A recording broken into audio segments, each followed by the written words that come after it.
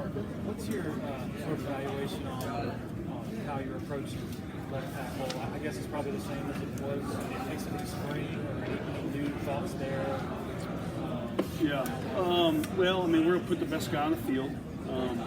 My anticipation, what we've done here in the past, is if there's not a clear-cut guy, then we'll play more than one person if we need to. But I've been really impressed with Tristan, Leigh. Really impressed with our other guys who've been battling. They've had really good summers. So it's fun to go away for 3 weeks in the summer, vacation, and come back and see where the guys are. And so I think we're in a really good place, at that position, and expect a lot of competition all summer, and going into the first game. Can I be a Brett really quick and ask you to scoot forward a little bit? Sure. Can you hear me? Yeah. Thank you. Yeah. When you say the other guys, primarily refer to Sadler. Yeah, Collin's had a tremendous summer. So I think Tristan and Collin, it's great to watch those guys work, and Blake. All three of those guys are really push each other. So Collin and Tristan, I think Tristan did some really good things this spring and kind of pulled away a little bit, but Collin's had a tremendous summer. So I told him my expectation is to play him. Whoever starts first, is going to run out there. You can only run out one guy, but I anticipate playing both those guys early and often. And I guess Blake just sort of dabbled on the left side when he spring. We cross-train a little bit. Yeah, he feels comfortable at the right tackle spot. Some of the stuff we do highlights his athleticism on the right side. Some of the stuff we do schematically benefits us to have Blake there. But he's cross-trained this summer. Mm-hmm. Yes, sir. What's it been like to rediscover this offense's identity with a new OC, as well as encompassing some fresh faces in your line as well? That's a good question. Well, the guys are having fun. And you hear that all summer. They're, in the summer we get the least amount of time with the players, and so it's player-led. And to hear the feedback from them, creating big plays down the field against our defense, which is really good defense. Now it's different on the line of scrimmage because you don't have pads on, so the pass rush isn't what it will be, in August. But that's been fun, and then all of our mid-years, our young guys, to have a whole spring in the system, and then the way we've restructured some things this summer, I think there's a lot of confidence and continuity by those guys up front. Was it tough? What was the reaction, the mentality coming off of that Orange Bowl game? Do you watch? How much did you guys watch that film, and how much of it did you put behind you and recognize that it's time to move forward? Sure. You always watch a game, and the good, the bad, the ugly, and how can we improve from this? What do we need to work on in the offseason? But then you flush it and you move on pretty quickly, especially when there's a new coordinator, because it's a different offense. So we haven't really talked about that game really since it happened, probably. Do you think this offense needed a reset? Because it seemed like there was a lot of frustration at times last year. Do you think that you're going to see things a lot different, a little bit different? I think it'll be different. It'll certainly be different. I think we're excited about Coach Riley and what he brings to the offense. He's a great offensive mind, and like I said, the players are excited about it. And so I think that's some of the things you'll see will be similar. Inside zone is inside zone. How we package it and formation it, and some of those some techniques are going to be subtly different.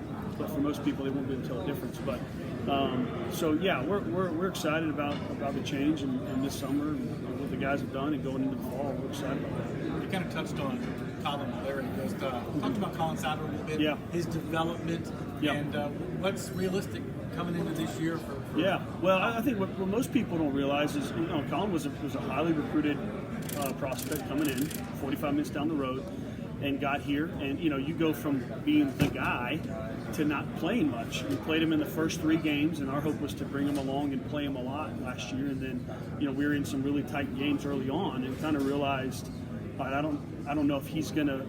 Is it worth playing him 100 or 150 snaps and burning his redshirt year, or kind of continue to bring him along? He stayed in all of our meetings. He traveled with us, and we were able to hold his redshirt. And so that's a benefit. So Collin has had a tremendous offseason. He's got a great look in his eye. Like I said, been gone for 3 weeks. Came back in last Friday, kind of see their Friday early morning workout and see those guys work. It's been really encouraging, and the DEXA scan, the body composition numbers and weight room numbers and all that stuff validates what you see. So couldn't be more excited about Collin, where he is developmentally. I want to take it back to Riley. As a staff, what's it like? What's that room like? What's he like as a leader for all of you guys coming into a group that's been together? Yeah, well, that's not an easy thing to do, to come in as the new guy. It's one thing for a whole new staff to come together. It's another thing for staff who's been there for a while, knows each other, played with each other, to come in and be a new guy. And so I think he's managed that extremely well. He's a very humble guy. He's only 33, so I'm older than he is, which is kind of crazy. But he's very humble, and yet he's very confident in his system and his ability as a coordinator. And I think that's a really good balance. And I think he's done a really good job developing the staff. We had a lot of meetings in some ways, because we were kind of rebooting the offense, we didn't do as much of the self-scout stuff as you typically do, and so we just jumped straight into the football side of it with him. So, and then we've continued to get feedback from the guys and add little wrinkles throughout the summer. So the other thing about his offense is the simplicity of it allows you to get a lot of reps. We got a lot of reps. We built a really good library of plays from the spring that our guys can learn from, we can teach off of. So I think he's done a really good job managing the staff and being who he is and being confident who he is, but also the humility that he brings and the confidence that he brings that guys feed off of. You mentioned the fun the guys have been having. Is there a sense of renewed fun for you? I don't know how much fun coaches get to have, really, but is there a renewed sense of fun for you guys? Winning is fun. Scoring touchdowns is fun.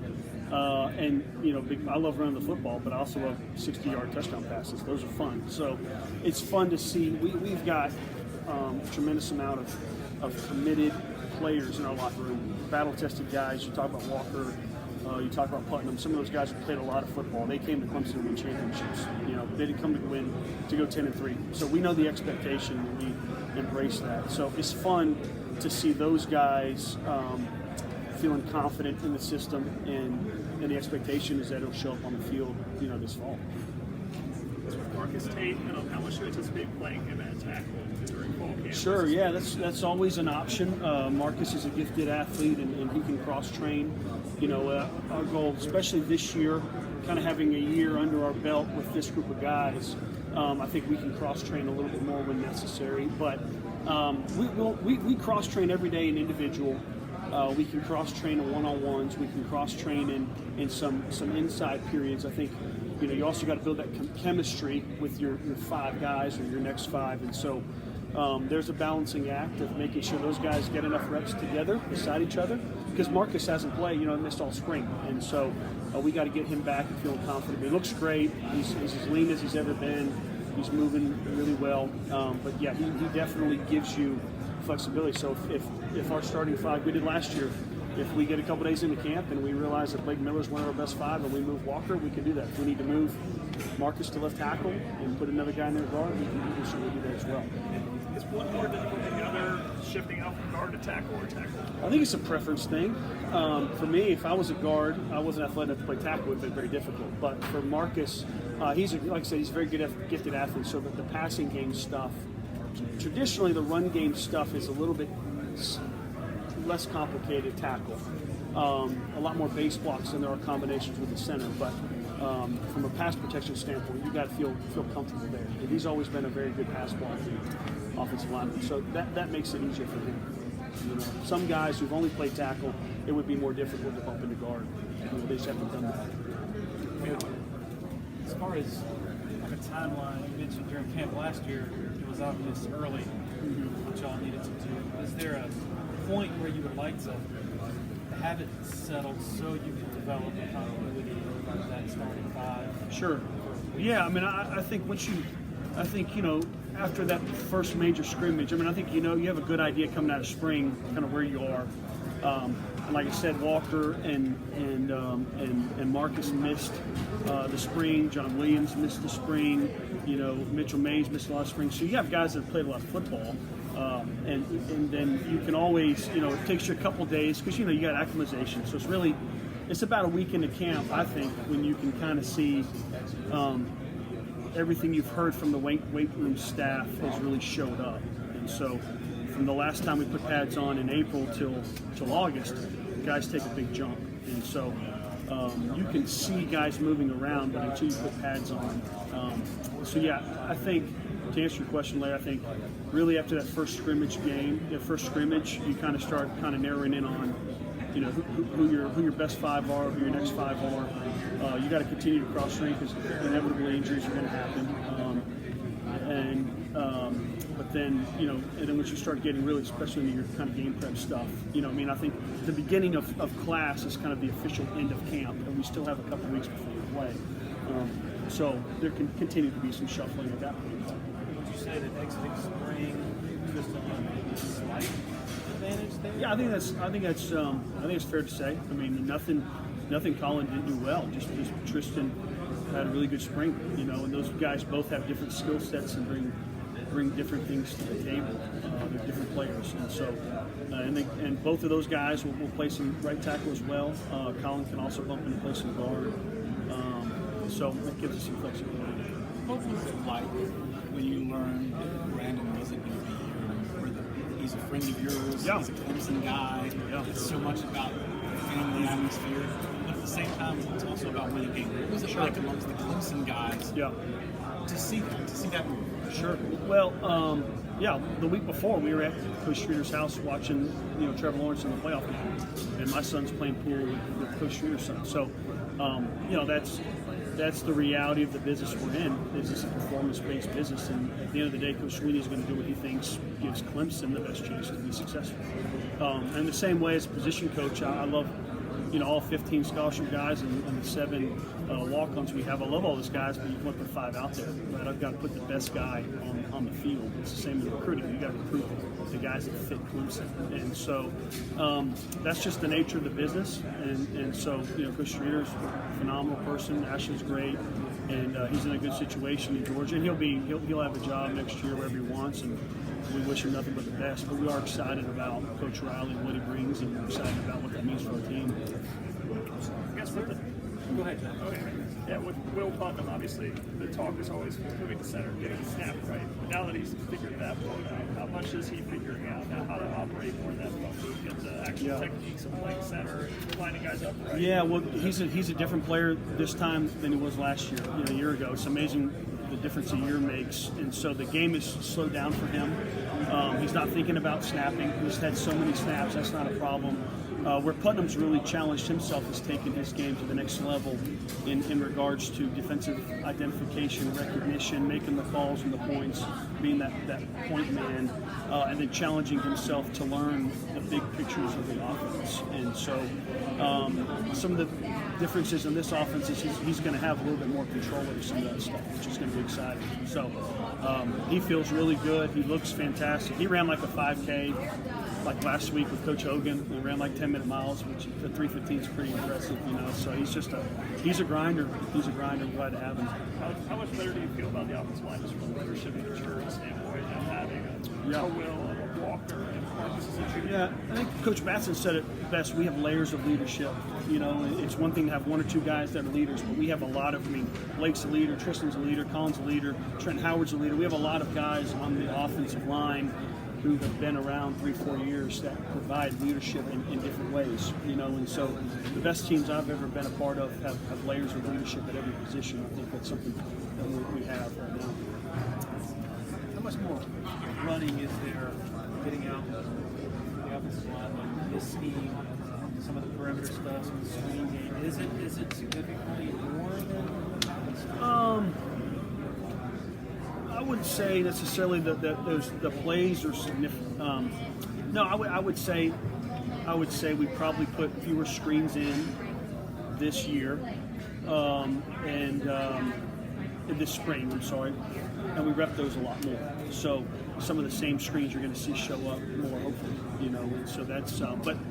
You know, and then there's some screens you like against man coverage or cover 4 or 3, whatever, and so some of those are game plan deals. But you know, we feel good about the athleticism of the tackles in space. So any way we can utilize that, we will. It feels like you sort of touched on this earlier. Garrett really believes in the reps. Just that getting that confidence and cohesion, just to do things over and over and over again. Right. Can you maybe elaborate on some of your insight on that? Sure. Yeah. The other part of that is if you're just going against a defense that presents the same look every play, and you get 10 reps against that, great. You got 10 reps against that specific defense, but we're also going against a defense that is very multiple in what they do, front-wise, blitz-wise, and so the more reps you can get, the higher chance you're going to run that same play into a lot of different looks, which helps you in the fall. The guys become so as coaches and players, it allows you to see what the strengths are of those plays and where are the areas of concern. And every pass protection has a strength and a weakness, right? 5-man protection, you can only block 5 guys. If you're 6, you got to get the ball quick. 6-man protection is great, but you're also not getting your back out. So there's give and take. So I think the more reps you can get at the same play, just the more confident guys get, and that's one of the reasons why his offense has been successful is the repetition. Has the tempo part of his offense been led to any differences in the training for the I wouldn't say necessarily no. I would. I think to me when it comes to tempo now, it's being able to manipulate the tempo to your advantage. I think not many teams run the true like we're just going to call it as fast as we can. So we have the ability to play fast. We've always had the ability to play fast. It was a big point. It was this last year. And so I think our guys have trained in a similar way in regards to that. But and then I think we've, one of the things Coach Riley brought is we've added some additional tempo periods in practice, which has been helpful. Because you can preach tempo all the time, but if you don't have periods of practice, every period against the defense is team pass, and you're slowing it down, you're not working your tempo. So you got to create situations in practice where you get to do that. Coach, we talked to Wes Goodwin about how he's grown in just 1 year under his belt in that position. In what ways do you think you've grown from last year? Good question. I think my relationship with our players is stronger. Their confidence in me, my confidence in them, I think has improved. Feeling just kind of more at ease, more confident in preparation, and kind of know what to expect. I think having a year as an analyst here beforehand, I kind of knew I was making a lot of notes and keeping track of the schedules and those things. So every year is different, and you've got to earn it every year. Number one, number two, your schedule's different, your offense is different. So some of those things change, but and then I think for me personally, I think one of my big challenges this year is going to be playing more guys early on and forcing that issue. Guys have to earn it in practice, but we've got guys, other than the 4 guys that started every game, you also got a Mitchell Mays who started 4 or 5 games during the end of the year. So we have a lot of guys who played a lot of football, and I think we need to reward them early on, get them on the field, build that continuity. Because I think one thing down the stretch is those guys had almost 1,000 snaps on them, and I think it caught up to us a little bit. And so that also, for me, kind of factors into how we train in the weight room, but then also how we rep in practice and those kinds of things. Talk about continuity. You have so many guys on that O-line that are from South Carolina. What's been your impression of maybe how they differ a little bit being from the state? Well, I think they understand the rivalry with South Carolina. They want to represent their state well, and so I think that matters to those guys. When you get guys from out of state that maybe don't understand that rivalry, that's something you got to teach. And then a lot of those guys grew up watching Clemson, But even like a Walker Parks, who's from Kentucky, he grew up watching Clemson. So for me as a coach, it gives me a sense of pride. And when I watch our guys work out and train, it's a reminder to me that I need to do everything I can in my power to empty the tank for them, give them the best opportunity to be successful. You talked about guys and how many snaps they played last year. How do you feel about your depth this year? Yes, sir. Yeah, good question. I think we will. Certainly think we will. A guy like Tristan having another year under his belt, Collin Sadler another year under his belt, Trent Howard, guys like Ryan Linthicum who've had a great spring that summer, Marcus Tate gives you flexibility. So, I know it's probably talked about every year that, hey, this year we have more depth than we've ever had. But I do feel like this year we have more depth. Now, it's hard to rotate centers in game. right? And so Ryan understands that. And there's situations where offensive line is different than any other position. It's the only position in sports that exists to protect somebody. So if a receiver goes in there and he runs the wrong route, he's not going to get the ball. If an offensive lineman goes in there and does the wrong thing, he get the quarterback hurt.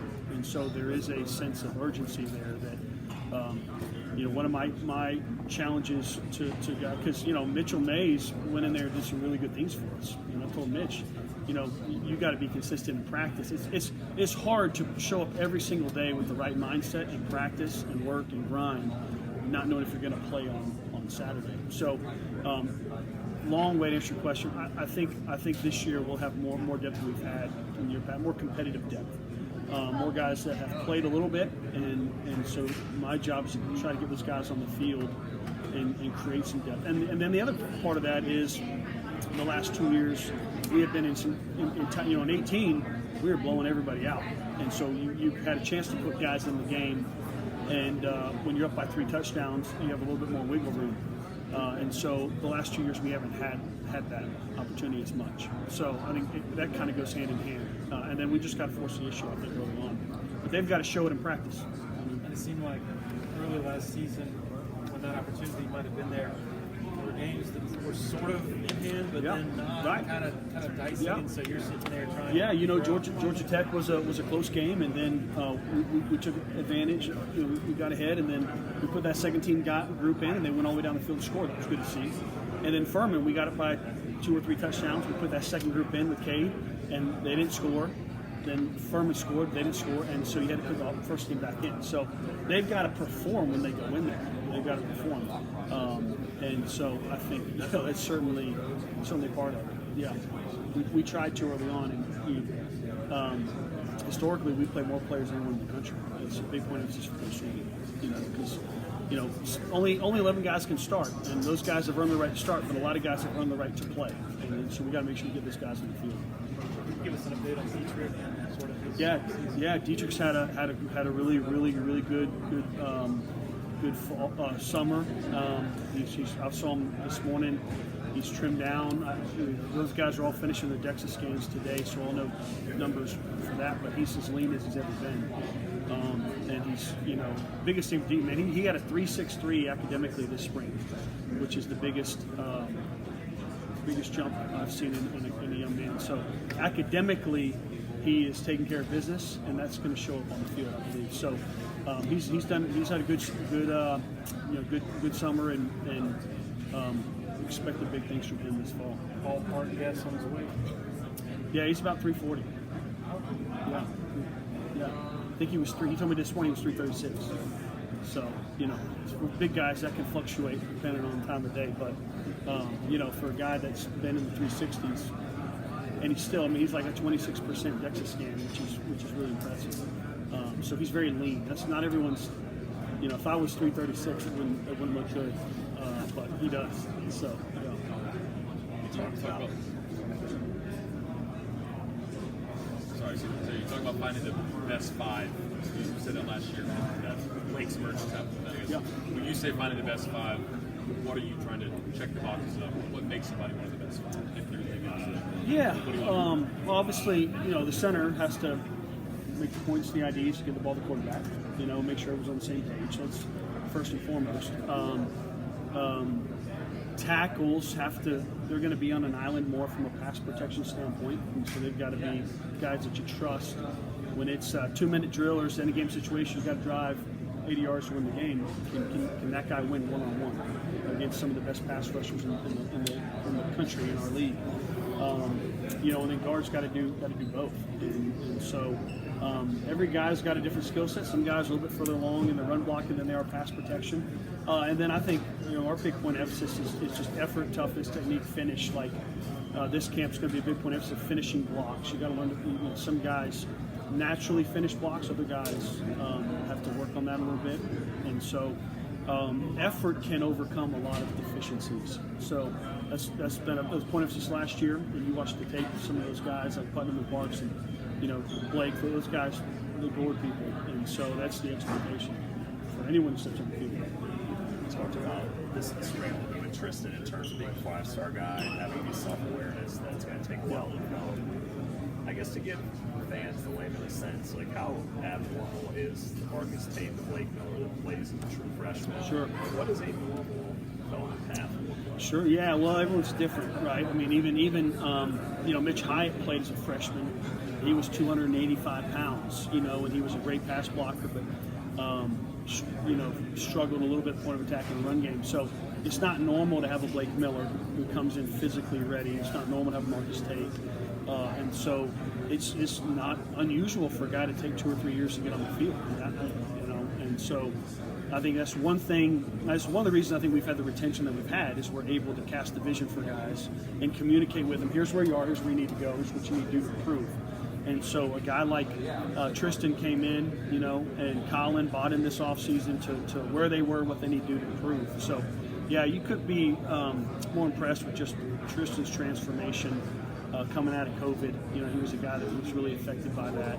Collin's a guy that had a great strength program, great base, and has continued to build on it. So every guy is different. There's a physical aspect of being able to play early, and then there's the mental aspect of being able to play early, and then there's the maturity that it takes to weather just the grind of a freshman year in college, where you get here in January, you have some breaks in the summer, then you go August until the end of January. That's a long season, and so you hear guys hitting that freshman wall, and so it also takes the maturity to kind of learn how to navigate that. You got more. Sorry. Do you think that, I guess, recruiting services in terms of the 5-star with Tristan, does that add pressure sometimes for these guys? Oh, yeah, sure. How do you get Yeah, well, no disrespect to you guys, but I don't pay attention to recruiting rankings for that reason. And especially on the offensive line, some of those rankings come if there's a kid that's playing as a freshman or sophomore for a good program, he's going to get a high ranking. And so some of that stuff is warranted, but certainly social media is something that I didn't have to deal with in recruiting. And so I think you see that with 4- and 5-star guys who are heavily recruited is the expectation, hey, you're going to go play early, play right now. Or there's a guy that maybe they were comparable to and he goes to a different school and their situation's different, he plays early and this guy doesn't. And so not everyone has the maturity to handle that. That's why guys are in the portal at a very high rate. And so for guys like Collin and Tristan to say, hey, I've got to improve in these areas, I'm committed to Clemson, I think that speaks to who they are as young men, their character, and all that.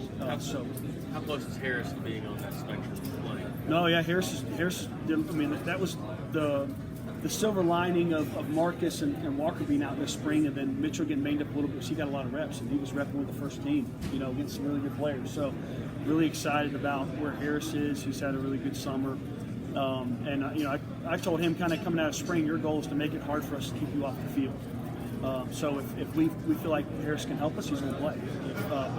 Like Collin last year, if I don't want to burn his year for 50 or 100 snaps, that's what we've got to kind of figure out. Collin, where did you want to push him this offseason? I think big picture ownership of the offense. I think that's kind of taking some of the drills to the field. And kind of understanding big picture stuff, and then also. He's a guy you got to kind of say, whoa, controlled aggression. He's like Walker, who can kind of just go red and just try to kill people, but you gotta contain that a little bit, which is you'd rather have that problem, right? Yeah. Last question, gentlemen. Thomas, how did that dinner turn out last night on the Big Green Egg? How'd that go down? Yeah, I did Mediterranean Greek chicken dish. It was excellent. Yeah, great. 5 stars. Smoked chicken. How long did you smoke it? It was only about 15 minutes. 15 minutes smoke. Pretty short. Yeah. Very good. Yeah, it was good. Very fresh. Yeah, thanks. Thank you guys. Appreciate it. Hey, you got to get Marcus whipped feta dish recipe. That was the key. Yeah.